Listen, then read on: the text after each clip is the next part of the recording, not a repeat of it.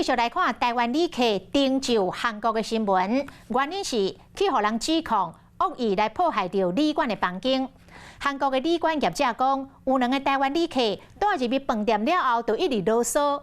退房了后，才发现房间互因母甲卢昌昌，搁伫个房间来放尿，害这个旅馆是损失到韩币30万，相当是台币7130块。台湾旅客讲无哦，对方的指控拢是诬赖。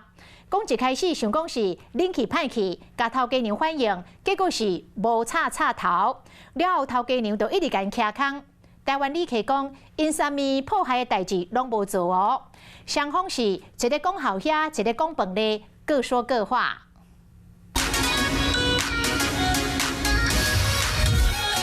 趁秋晴的天气，来到韩国大区看饭仔后，特别拢讲大区有真侪沿途上行水果香花，请真侪国际观光客打卡到。不过，数一间伫咧大区专门收国际游客旅馆指控，有台湾游客破坏房间，佮无负责任。썼던 외국인 투숙객이 방 안 곳곳에 소변을 뿌려둔 겁니다. 其房间相当混杂，旅馆业者真无奈，伊指控台湾游客伫咧房间黑白放尿，四界拢是尿袋，马桶嘛扣黑是茉莉塔掉咧。不过，两旅客早就已经登去台湾，韩国警察嘛讲，因为毋是重大刑案，所以无法度跨过两行。从走廊开始有味儿。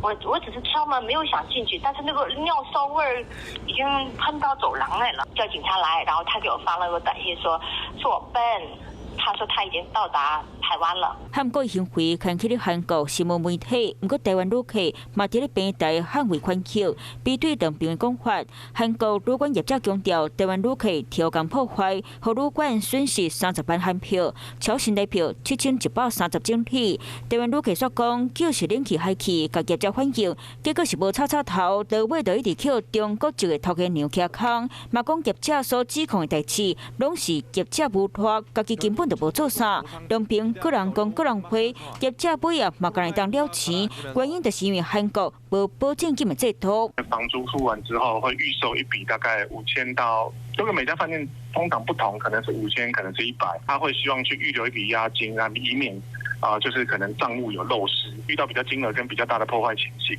那还有可能会超过押金。大部分的业者也就是自己想办法。